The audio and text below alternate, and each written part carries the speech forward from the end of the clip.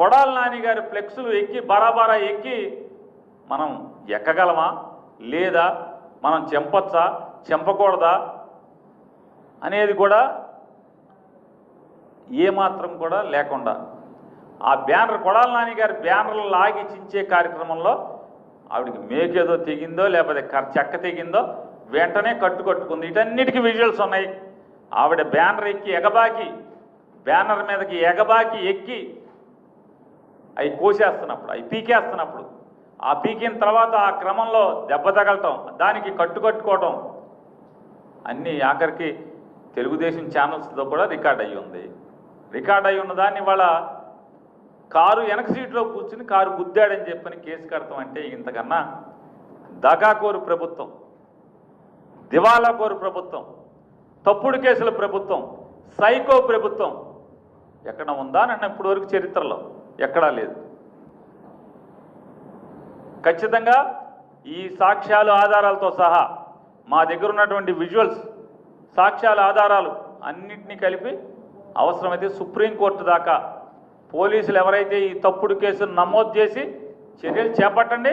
ఖచ్చితంగా మిమ్మల్ని కోర్టుకి ఏడ్చకపోతే ఈ ప్రభుత్వాన్ని ఎవరైతే ఈ తప్పుడు కేసులో కనుక రాము మీద కేసు నమోదు చేసి అరెస్ట్ చేస్తే కనుక మేము వెయిట్ చేస్తాం. మీరు చేయండి.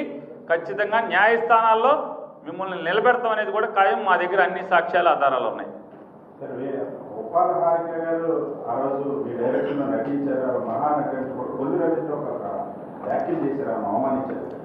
కొల్లు రవీంద్ర గారు ఏమన్నారండి?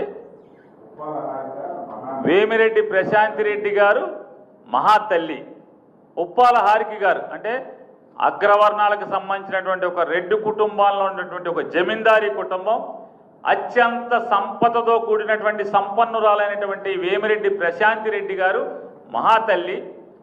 వెనుకబడి కులాలు మరీ ప్రత్యేకించి గౌడ కులంలో జన్మించి చదువుకుని చిన్న వయసులో అగ్రవర్ణాల ఆధిపత్యంలోనే ఇన్నేళ్లు నడుస్తున్నటువంటి కృష్ణా జిల్లా పరిషత్ పీఠం మీద జగన్మోహన్ రెడ్డి గారిచే కూర్చోబెట్టబడినటువంటి ఒక బీసీ మహిళ మహానటి.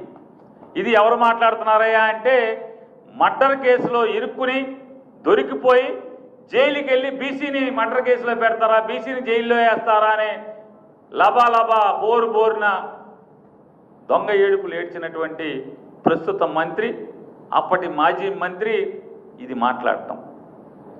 ఎందుకు మాట్లాడతాడు ఆయన? ఎందుకు మాట్లాడతాడంటే వేమిరెడ్డి ప్రశాంత్ రెడ్డి గారు అమ్మగారి యొక్క ఎలా మహాతల్లి అయిందంటే కొల్లు రవీంద్ర గారికి వాళ్ళ భర్త గారు చుట్టూ ఉండేటువంటి మనుషులు జిల్లాలో ఎవరిని కూడా ఏ క్వార్ట్స్ మైన్ ఓనర్ని కూడా క్వార్ట్స్ని మైనింగ్ చేయనివ్వకుండా ఎక్స్పోర్ట్ చేయనివ్వకుండా కేవలం ఎంపీ గారు అంటే ప్రశాంత్ రెడ్డి గారు వాళ్ళ కుటుంబం మాత్రమే ఎక్స్పోర్ట్ చేయాలి, మైనింగ్ వాళ్ళే చేయాలి.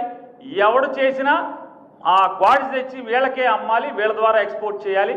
దానికి ఎవడయ్యా అంటే నెల వారం అమ్మగారి దగ్గర నుంచి మహాతల్లి గారి దగ్గర నుంచి ఈ రాష్ట్ర మైనింగ్ శాఖ మంత్రికి వారం ముడుపులు వస్తున్నాయి, వారం మూటలు పంపిస్తున్నారు. కాబట్టి మరి వారం మూటలు వచ్చి పడుతున్నాయి కాబట్టి ఆవిడ మహాతల్లి. ఎందుకని మూటలు ఇస్తున్నారు కదా, ఆ మూటలను లోపలేసుకుంటానికి మా ఆవిడికి ఆయాసం వస్తుందని చెప్తున్నారు అటెండర్లు. మరి బాబు మేము మొయ్యిలో పోతున్నామండి, అయ్యేమో డబ్బుల మూటలు కాబట్టి మాకు కూడా కాకుండా వాళ్ళే మోసుకుంటున్నారు, భార్యాభర్తలు మోసుకుంటాకి మళ్ళీ మోసి ఆయాసపడుతున్నాడు అని చెప్పి వాళ్ళ ఇంట్లో పనిచేసే గవర్నమెంట్లో పనిచేసేటువంటి ఆయనకు ఉన్నటువంటి వాళ్ళు మనుషులు చెప్తున్నారు బయట బందరంతా.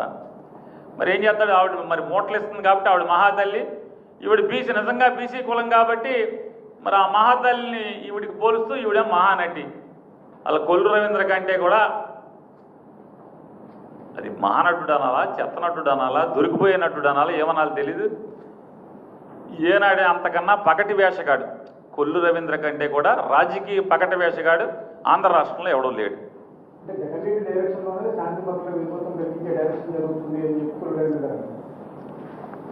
ఏమండి 11 ఛానల్స్, 2 పేపర్లు, తద్వారా మీడియా మీద బతికేటువంటి రాజకీయ పార్టీ ఆడదు కాబట్టి వాళ్ళకి కావాలి ఆ డైరెక్షన్ ఈ డైరెక్షన్. గుడివాళ్ళ నియోజకవర్గంలో మీటింగు, ఎవరిని అప్పుడు వాళ్ళందరినీ గంజాయి తాగిచ్చి బ్రాందీ తాగిచ్చి ఎవరు నుంచోబెట్టారు? మేమా?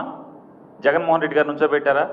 లేదా గుడివాడ ఎమ్మెల్యేకి డైరెక్షన్ జగన్ గారు ఇచ్చాడా?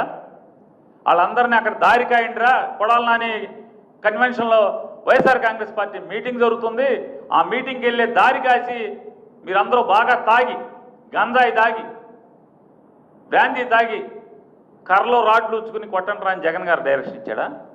ఎవరు నుంచున్నారు? వాళ్ళు ఎందుకు నుంచున్నారు? పోలీసు ఎందుకని ఒక 150 మంది పోలీసులు అక్కడ లోకల్ డిఎస్పీ గారితో సహా సిఐలు ఈఏలు మొత్తం అందరూ ఎందుకని వాళ్ళని కాపలా కాస్తున్నారు? కొట్టుడు కొట్టాలి కదా. ఏం చేస్తారన్న? శాంతి భద్రతకు విఘాతం కలిగిస్తే ఏం చేయాలి పోలీసులు? వాళ్ళ పాత్ర పోషించరా? గుడివాడ నియోజకవర్గానికి సంబంధించినటువంటి గొడ్లవలేరు జెడ్పీటీసీగా ఎన్నికైనటువంటి జిల్లా పరిషత్ చైర్మన్ ఉప్పాల హారిక, ఆవిడ ఆ మీటింగ్కి వెళ్లకుండా ఏమి వెళ్తుంది? ఎందుకు వెళ్ళింది? ఆవిడ ఆ నియోజకవర్గం ఆవిడ వీళ్ళకి ఎవరు వెళ్తారు? నేను కొల్లు రవీంద్ర వెళ్తామేంటి? ఈ సందీప్ ప్రేలాపంలో రేపో మాపో మంత్రి పదవి పీకేస్తానని మొహమ్మద్ చెప్పాడు.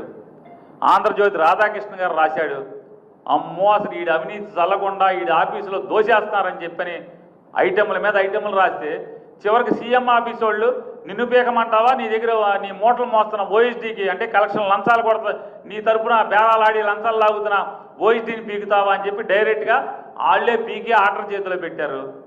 ముందు ఓఎస్డీ గారిని పెట్టారు, రేపో మాపో ఈయన పీకి ఇతను పీకి ఆర్డర్ చేతిలో పెడతారు. అంటే మంత్రి పదవి ఊడిపోతున్నటువంటి కాపాడుకునే సందీప్ ప్రేలాపంలో ఉచ్చం నీచం మర్చిపోయి మూటలప్పు చెబుతున్నాడు. ఆవిడేమో మహా తల్లి, సాటి కులస్త్రాలు వెనకబడిన కులస్త్రాలు బాగా నీకన్నా బాగా చదువుకుని దొంగ సర్టిఫికెట్లు కాకుండా కరస్పాండెన్స్ కోర్సులో దొంగ సర్టిఫికెట్లు కాకుండా నిజాయితీగా నికార్సుగా కాలేజీకి వెళ్ళి చదివినటువంటి ఆవిడ నీకు మహానటిలా కనపడుతుంది. సార్, ఈ రాష్ట్ర ప్రభుత్వం నడిపేటువంటిది 13 మాసాలుగా తప్పుడు కేసుల ప్రభుత్వం. ఇచ్చిన మాటలు కానీ ఎన్నికల హామీలు కానీ మేనిఫెస్టో కానీ ఈ రాష్ట్రానికి కావలసినటువంటి అభివృద్ధి కానీ వాళ్ళకి పట్టదు. కేవలం ఎర్ర బుక్కు పరిపాలన, ఎర్ర పుస్తకాల్లో ఏం రాసుకున్నారు, ఇంకా ఖాళీ పేజీలు ఉంటే కొత్తగా ఏమి రాయాలి, ఎవడి పేరు రాయాలి, వైఎస్ఆర్ కాంగ్రెస్ పార్టీలో ఎవడు క్రియాశీలకంగా ఉంటున్నాడు ఆ నెలలో ఈ కేసుల్లో ఇరికించాలి. ఎవడు భయపడతాడు ఈ కేసులకి? ఇవాళ వీళ్ళ అభివృద్ధి చెప్తున్నా అండి. రాజధాని విజయవాడ, కృష్ణా జిల్లా వీళ్ళు పరిశ్రమలు స్థాపించేస్తున్నామని చెప్తున్నారు కదా. పరిశ్రమల శాఖకి కమిషనర్ లేడు.